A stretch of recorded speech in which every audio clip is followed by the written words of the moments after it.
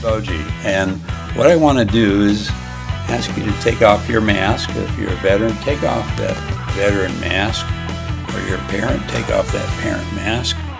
If you're an egotistical narcissist, maybe you need to see somebody else. But take off the mask and go beneath to try to find your true self. We have a 501c3.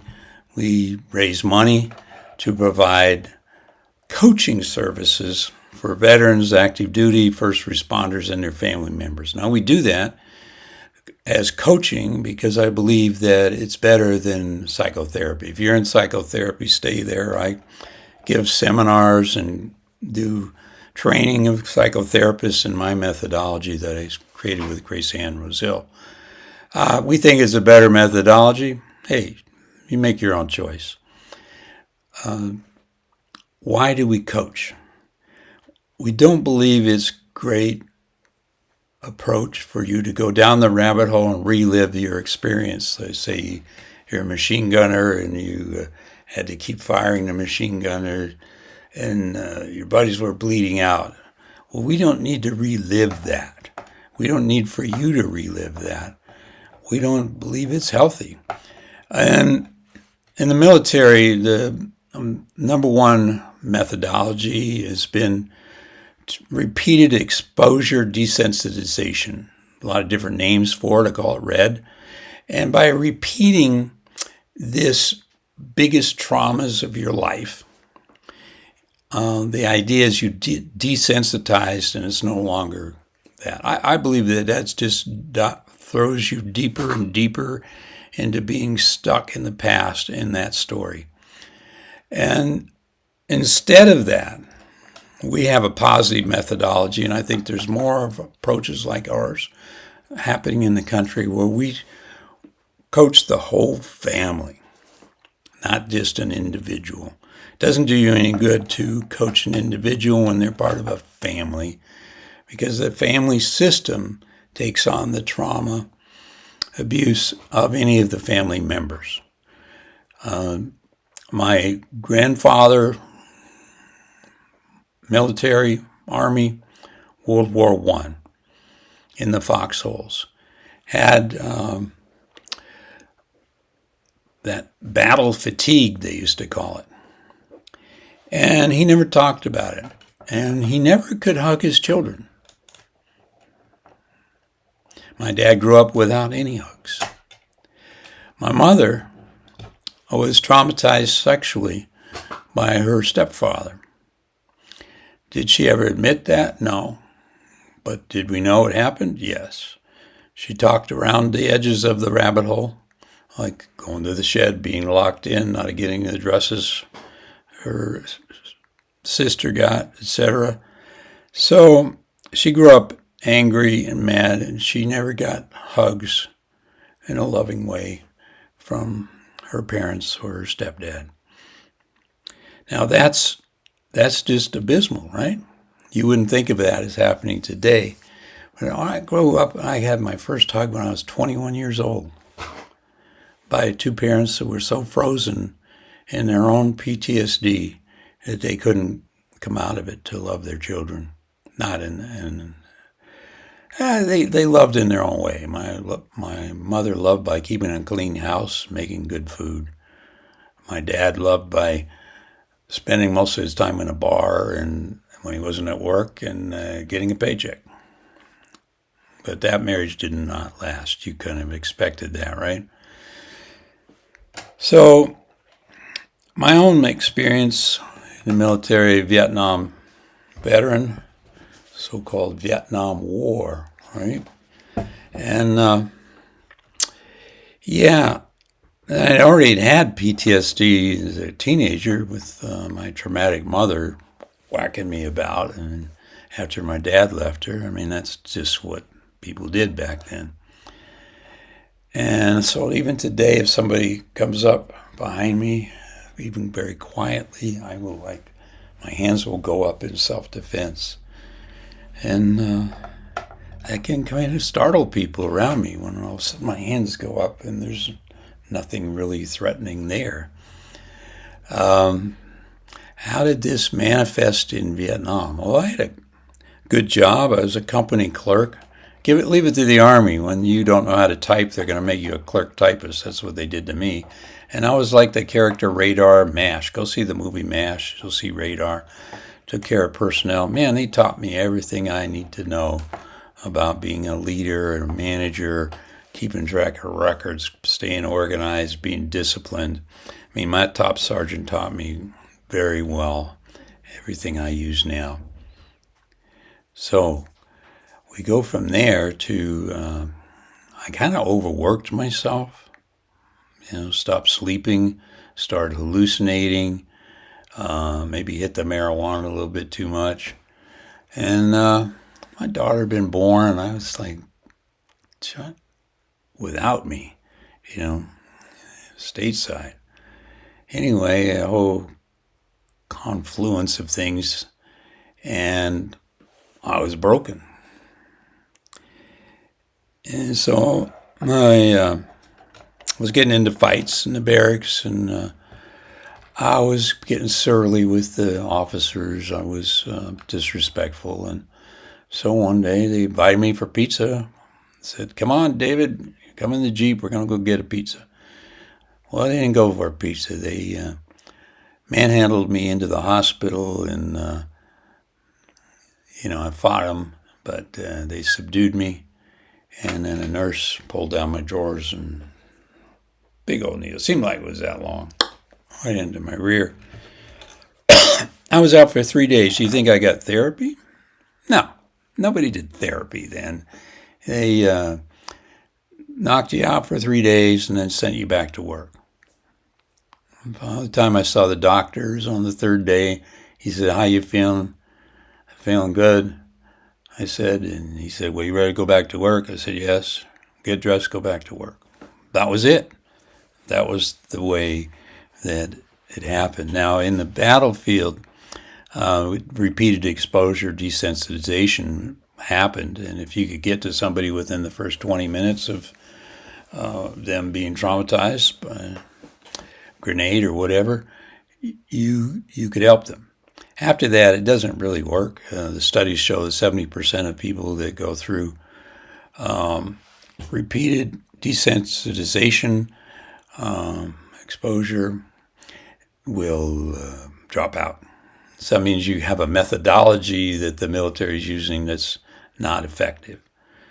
Now, I think our methodology is very effective. We actually got evidence-based studies going at New Mexico State University in it, with military participants, and did a lot of good field testing, and then COVID hit.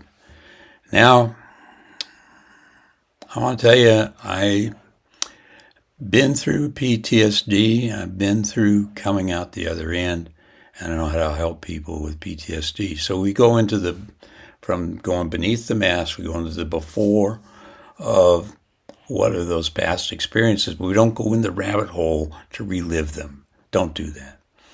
Instead, we deal with the feelings, we deal with the thoughts, we deal with the stuck beliefs, the kind of behavior. People come to me and the family will drag him in and say, "He doesn't leave the house. He wears these glasses all the time like this, and can't see his eyes." And anyway, and I have to work with that person. I encourage them to work with their own medications, whatever they're doing. But we get to little wow moments when they are good dad, little wow moments in the military that they had that were fantastic for them, not reliving the bad moments. Then we get into creating a new story for the future. We call a new bet on the future.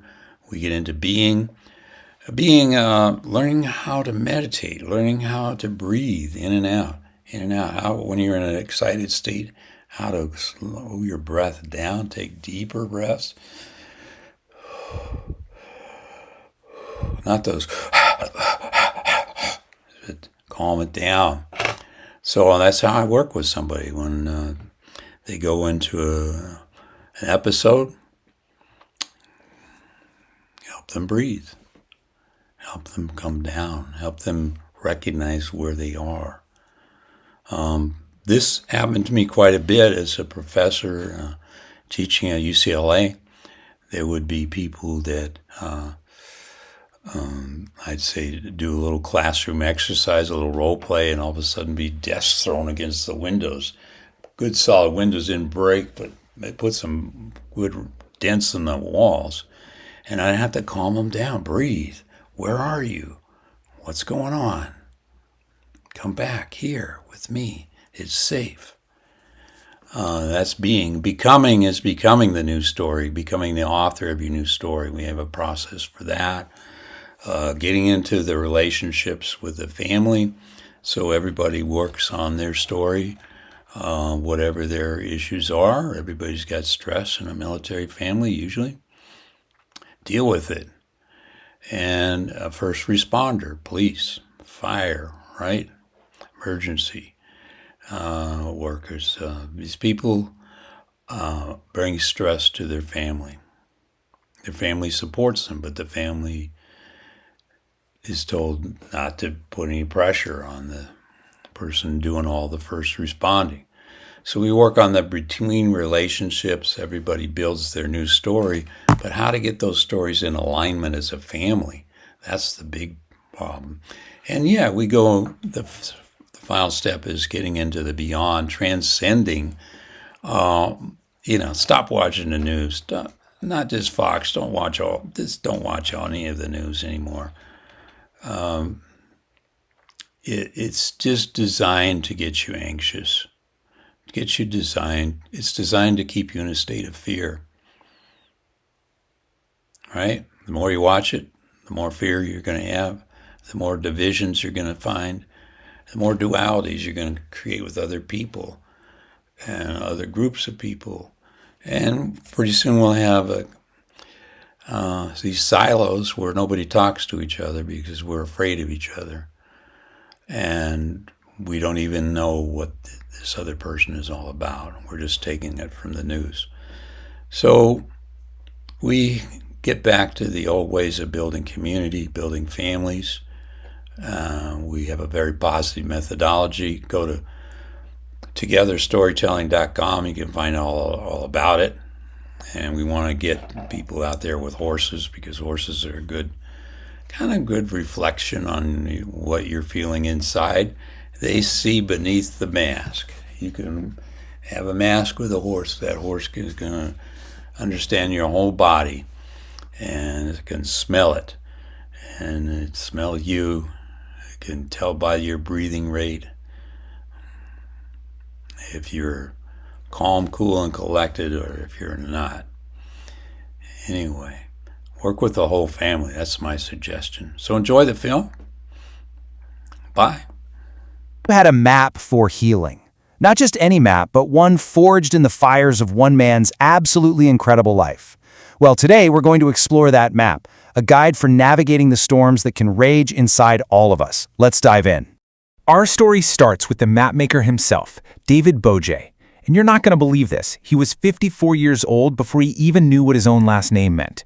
Turns out, Boje means buoy. Yeah, it's a name that would become shockingly prophetic for his life's work. And that's really the question at the heart of all this, isn't it? A buoy is great for a ship out at sea, but what about the storms inside our own heads? The trauma, the rage, the illness. How do you become your own guide through that kind of treacherous water? So first, let's get to know the man behind this map, whose very name seemed to predict the journey he was always meant to take. So get this breakdown. David means beloved, and Michael is for the archangel. Put it all together, and his name literally means beloved archangel's buoy. For most of his life, he just kind of brushed it off. But as you're about to see, that name took on a whole new meaning when he was faced with some unbelievable struggles. Now, before we can really understand the map, we have to look at the territory he had to cross to create it. And I have to warn you, it's a pretty perilous landscape, shaped by some really deep and foundational trauma. I mean, just look at this. This wasn't just one bad chapter. It was a relentless cascade of trauma. It started with daily abuse in his childhood, then the unimaginable psychological stress of the Vietnam War, and then, decades later, a truly devastating illness. Eventually, Boje had this breakthrough realization about his mother. He understood her rage wasn't really about him. It was a cycle. It was the echo of her own unprocessed trauma, a pain she was just passing down because she never learned how to heal it herself. Then came Vietnam, which just piled on another layer of trauma. He wasn't even in combat, he was a company clerk, but the psychological stress was just relentless. It got so bad he had a complete breakdown and was relieved of his duties, and he buried that fact in shame for years. It just goes to show you, the deepest wounds of war are so often the ones that are invisible. And then, the cancer diagnosis. To give you some perspective on how serious this was, the medical scale for cancer aggression usually tops out at 10. His was 28. A 28. That's not just a diagnosis, that is, for all intents and purposes, a death sentence. So, faced with that impossible weight, how does anyone find a way forward? Well, for Boje, the answer wasn't to give up. It was to start drawing a map to find his way out of the darkness. And this is it, the map he created, the 7 centers of healing. It's a journey that starts from the ground up. First is beneath, which is all about looking under the masks we wear. Then you look before at your past, not to get stuck there, but to understand it. That frees you up to make bets on your future. The fourth is being, grounding yourself in the here and now. From there, you move into becoming, where you actually start writing your own new story. Then comes between, which is all about connecting with others in a real way. And it all leads to beyond, reaching for something bigger than yourself. Okay, so that's the map on paper, but how does it actually work in the real world? Let's look at a couple of powerful examples from Boje's own life to see how he actually put these principles into practice. We have to start with that first center, beneath, because honestly, this is the whole foundation. And let's be super clear, this is not positive thinking. It's kind of the opposite. It's about radical, brutal honesty. It's about finding the courage to just rip off the masks and face reality as it is. No filter. For instance, even after all his cancer treatments, after the doctors declared him cancer-free, Boje had to look beneath that label. He had to face the terrifying truth that he still had 100 billion dormant cancer cells in his body. True healing wasn't about pretending they were gone. It was about accepting they were there and learning to live with that reality. That's the work. All right, let's jump ahead to the fourth center, being. Think of this one as the energy of your heart. It's all about grounding yourself right here, in this present moment, using the one tool you always have on you, your breath, to get a handle on that primordial fight, flight, or freeze response. And for him, this is not some abstract theory. It's incredibly practical. When he works with veterans who are spiraling into a PTSD flashback, he says the very first thing he does is so simple. He gets them to breathe, just to change their breath. That's it. It's like a direct line to the nervous system that can pull them right back into the present moment. And then there's the fifth center, becoming. This is where things get really exciting. This is all about transformation. It's about that huge shift from feeling like a victim of your past to picking up the pen and becoming the author of your future. It's about finding your voice and trying on new ways of being in the world. And what's so fascinating is how this very personal healing map lines up perfectly with his academic work on what he calls true storytelling. I mean, look at this. Each of his 7 academic principles is a perfect mirror for his 7 B's of healing. It's this incredible fusion of his professional mind and his personal lived experience. He has this brilliant analogy to explain it. The 7 academic principles, they're like the blueprints for a house. They're the structure. But the 7 B's, that's the electricity and the plumbing. That's the stuff that actually makes the house a home you can live in. One is the theory, the other is the living, breathing energy. Okay, now we're moving into the final centers of healing. This is where the journey starts to turn outward, moving beyond just our own pain and toward connection. Connection with others, with the world, and maybe with something even bigger. But man, this part of the journey was anything but easy for him. His search for spirit was filled with so much pain. He was forced out of his birth religion, and then later, a church he had poured his life into betrayed him, excommunicated him, and it literally tore his family apart. But that long, painful search is what eventually led him here, to the 7th and final center, beyond. This is that state of awareness where the lines that we draw between ourselves and others, between us and the universe, they just start to dissolve. It's a feeling of oneness, of being part of something so much bigger than just our own physical bodies.